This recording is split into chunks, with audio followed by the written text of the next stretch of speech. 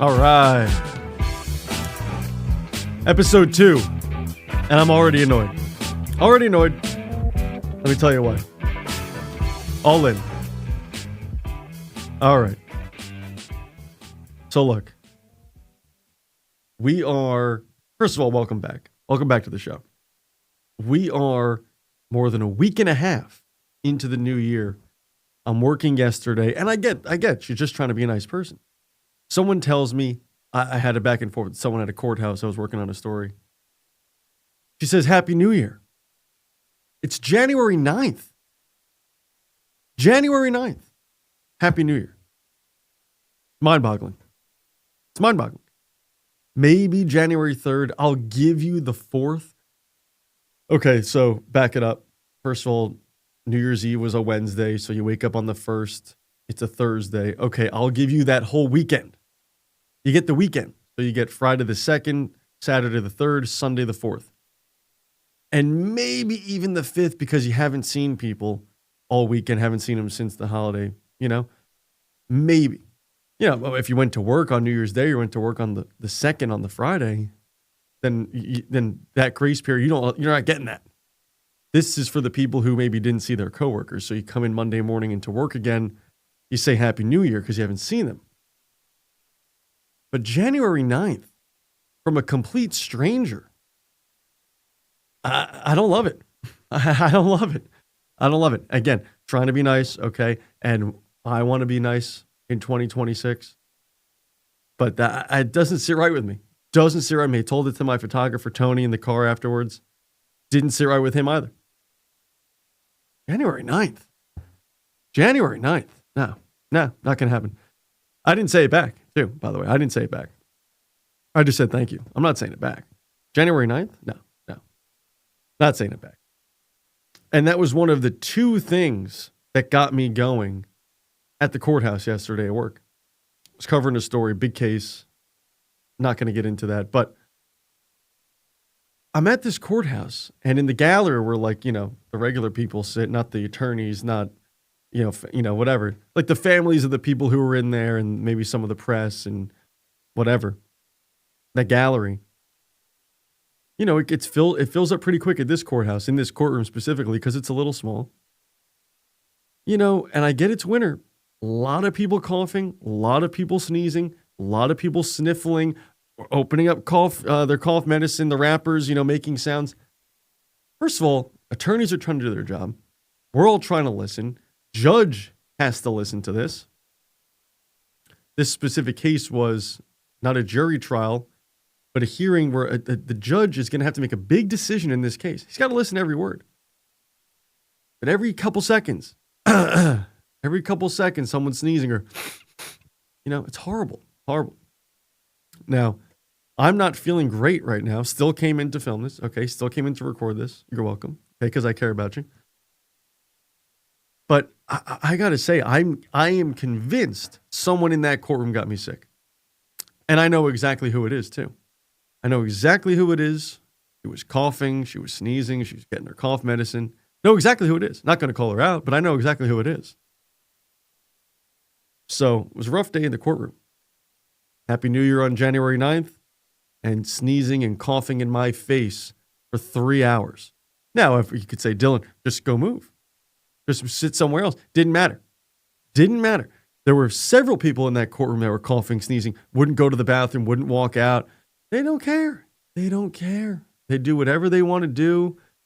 Someone's big case, huge ramifications. They don't care. Cough, sneeze, do whatever the hell you want. Don't cover your mouth or nothing. No problem. Doesn't matter. So, last time we spoke was before the new year. I'm glad my production team had a nice long vacation and is back from their holiday break.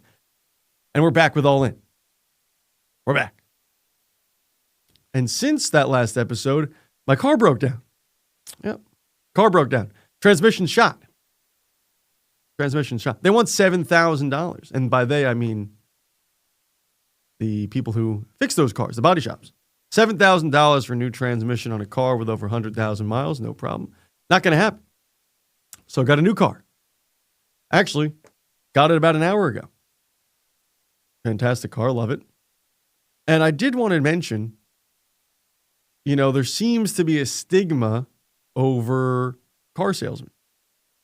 How they're pushy, how they pressure you, they kind of corner you and, agreeing to some of these deals you might not want to agree with. They agree to some numbers. And then when you get down there to sign, well, they added this, they added that, there's this cost. And before you know it, you're paying an extra like $25 a month that you didn't think you were going to pay, that you didn't agree to. And when I got this car, and I've been working on the deal for a few days and got it done today, I just want to shout out my guy, Marcus. My guy, Marcus, fantastic, did a fantastic job, fantastic salesman, didn't push, didn't poke, didn't pressure, and was completely honest. Some things I needed to know, some things I should have in the car, some things I shouldn't, some things I didn't need to worry about. Wasn't pushy on the price, got me a great deal. Just want to shout out my guy, Marcus, over at the Mazda in Milford, Connecticut. Shout out. Great guy. But funny story about my car breaking down. First of all, I had that car for over 7 years. Ford Escape, loved it. Leased it, then bought it. Loved it. And that car's been through a lot. Car went through my entire job in the Scranton, Pennsylvania area. 3 years. Car's been with me since I've been in Connecticut throughout 3.5 years. So car's been through a lot of trips.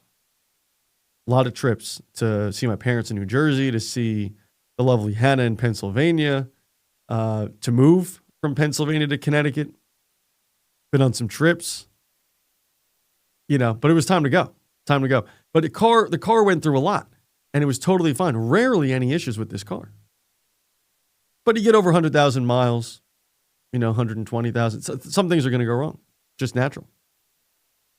And there was a horrible, horrible snowstorm a couple weeks ago on a Friday night, and I was working late. Worked until about midnight. Had to drive home. Station offered a hotel. I was going to maybe take the hotel, but I said, let's get home. Got to get home. So I made it home. Took me an hour and a half to get home when it normally takes 45 minutes, but got home.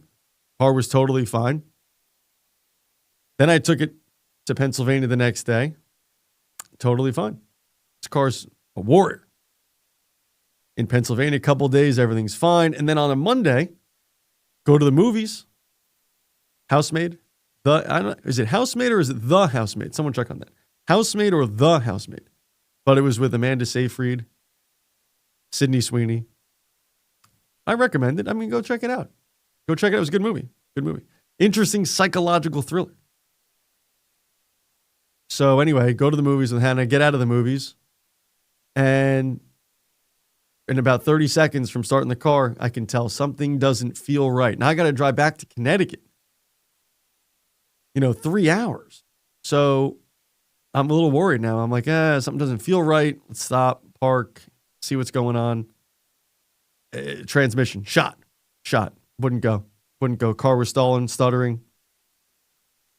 And it was a long journey to get back to Connecticut, then to get through work for a week, figure out the car situation. I'm just relieved it's over. You ever have something in the back of your head you've got to get done, and you're going to get it. You're going to do it. It's going to take a little time. It's not going to be done overnight. It's going to happen, and you're confident in that. But at the same time, it's just annoying. Getting a new car is one of those things, and I love this new car, love this new Mazda, but it's a lot of things that have to, you got to figure out the car you want, go check it out, take it for a spin, ask a bunch of questions that you're not going to remember the answers to probably, figure out the price, what makes sense, what's fair. Then they got to get the car if they don't have the exact car. You got to check your credit. That might take like a day. You get there, they hook you up with an app. They hook you up with all the features. They show you how to work everything. All the other paperwork is signed, the registration, the insurance. It's just, the whole thing is a headache. Whole thing. So when this transmission's just shot and I'm sitting there waiting for AAA, I know everything's going to end up being fine. But it's like a week to 2 week migraine that you just can't shake. So that's what's been going on since we last did another episode. But aside from that, things have been great. Really fun Christmas. I was working, but was on the anchor desk, which is great. And got to see my family for Hanukkah. Got to see Hannah and her family for right after Christmas. Got to hang out with Hannah, her siblings, one of her sister's boyfriends for New Year's Eve. Fantastic New Year's Eve in New York City. Saw my parents for New Year's Day. And we're getting 2026 off on the right foot. Now the car thing's fixed. But if you know me, and if you don't, I mean, now you're getting to know me, but I don't want to hear Happy New Year. This is being recorded on January 10th.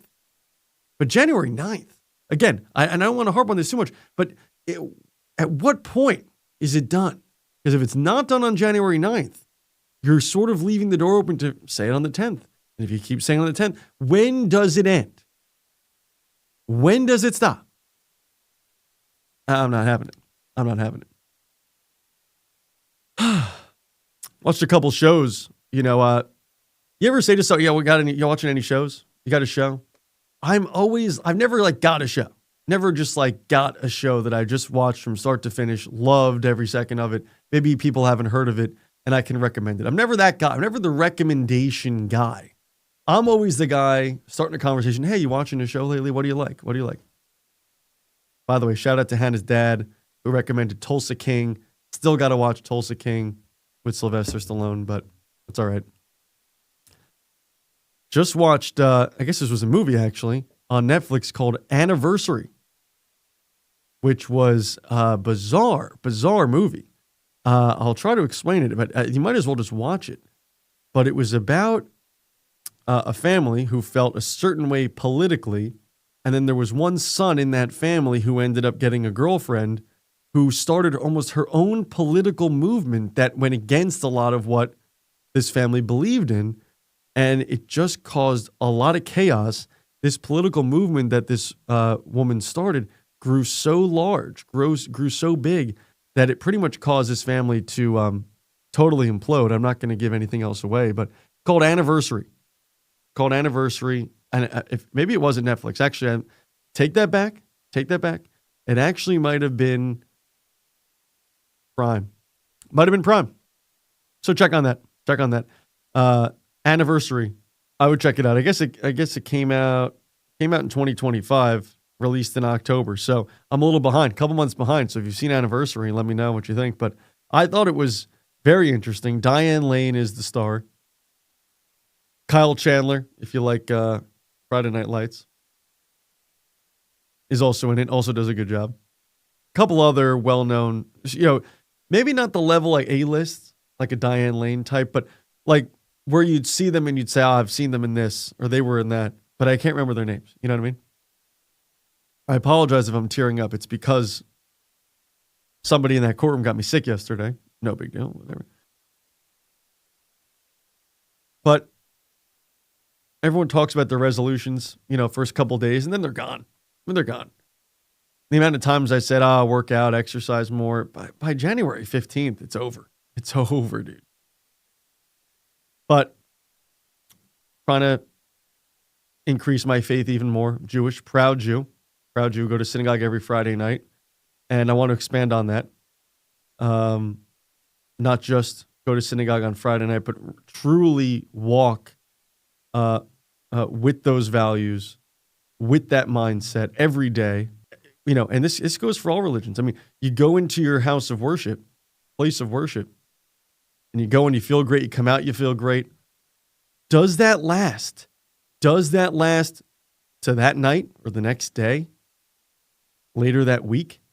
Or does that fade unless you continue and make a full commitment to God, to your religion, to the values?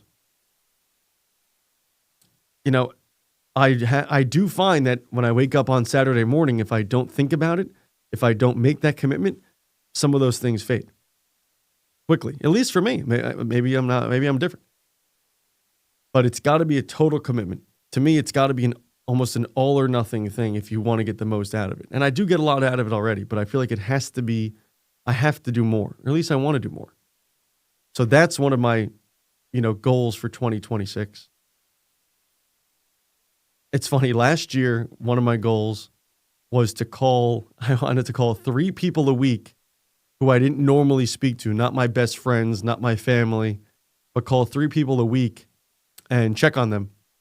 Tell them I was thinking about them, ask how they're doing. That faded quickly. You know, if you're not in my inner circle, it's hard to call and just strike up a conversation. First of all, not everyone picks up. People love to text. And second of all, 3 a week. I mean, I gotta find 150. Well, I guess you could,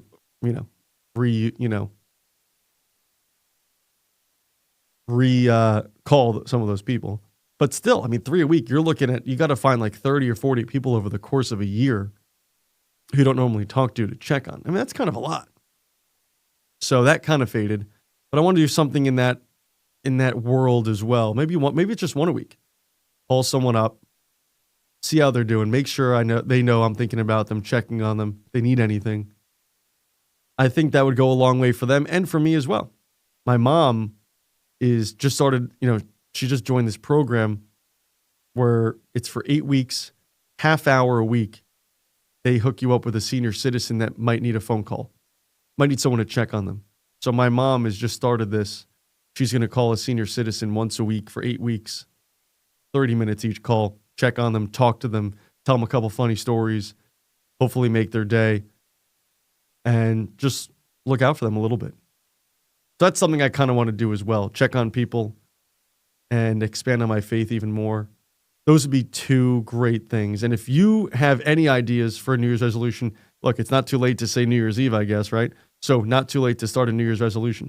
If you got a good idea or share your New Year's resolution with me, maybe you can give me a good idea and I can add to my list. But those are 2 I really want to strive for this year, for sure. And let's make it a great year. And I know I was annoyed early in the episode. It's because I'm a little sick, okay? It's because I'm a little sick, and both those things happened yesterday. But things are good. New car, some new good goals, and we start the year off well. All right? I appreciate you guys. We've been going for 15 minutes or so. So that's episode 2. Hope you liked it. First of all, I love this music that they've got me with here in the Bridgeport Public Library in Bridgeport, Connecticut. Listen to this. I love this. This is going to be our tune. All right, this is our tune. They got a bunch of options. This is what we're going. Love you guys. Episode 3 coming soon. Appreciate you. Talk to you. Bye.